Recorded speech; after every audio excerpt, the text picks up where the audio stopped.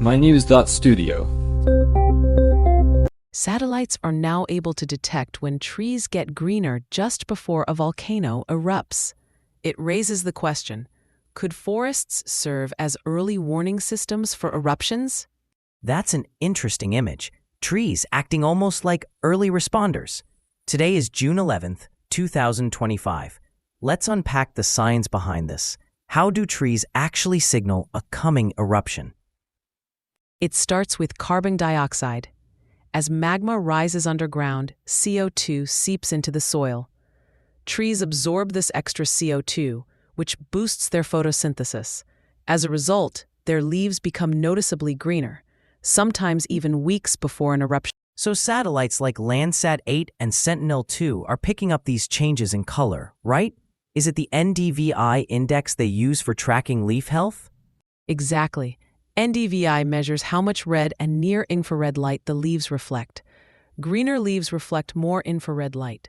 Satellites can spot these subtle changes from space, even in areas that are hard to reach or unsafe. But how reliable is this? Couldn't other factors, like extra rainfall or maybe a tree disease, also cause leaves to get green? That's a good point. Scientists cross-check satellite data with ground-based CO2 sensors and weather records. If they see both a greening trend and a CO2 spike, but no change in rainfall or signs of disease, it's a strong indicator of volcanic activity. But this only works well if there are enough trees in the area. What about volcanoes in places like Iceland or some parts of Indonesia, where there's mostly bare rock or just a few plants? That's a limitation. No trees means no signal from vegetation. In those cases, scientists rely more on seismic data or ground deformation sensors. The tree method is meant to add to existing tools, not replace them. The Mayon volcano in the Philippines comes to mind.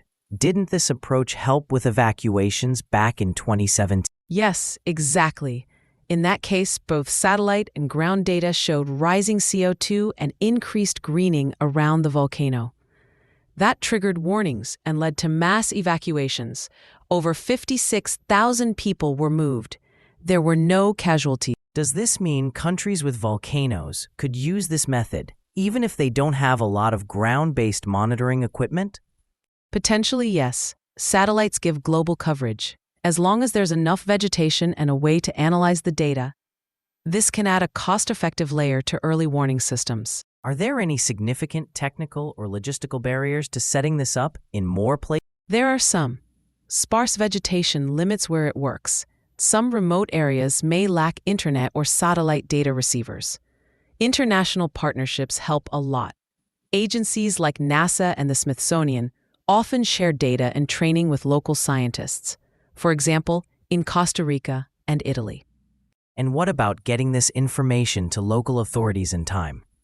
Early alerts aren't helpful if they don't reach the people who need them. That's really crucial. In the Mayon case, the alerts were tied directly into existing disaster response plans. Public education and clear communication channels made the early warning effective. Are researchers looking at whether this could work in other ecosystems like grasslands or different types of forests? They are. The same principle applies. Plants respond to extra CO2, but in grasslands or sparse forests, the signal can be harder to pick out. So, researchers are doing more calibration and local testing. So to sum up, trees can act as natural indicators. Satellites watch for their response to volcanic CO2, and this network could help expand early warning in at-risk areas. But it's not a universal fix. Exactly. It's a complementary tool. By combining it with seismic and ground-based data, early warning becomes stronger. It also shows how combining ecology, geology, and technology can address urgent problems.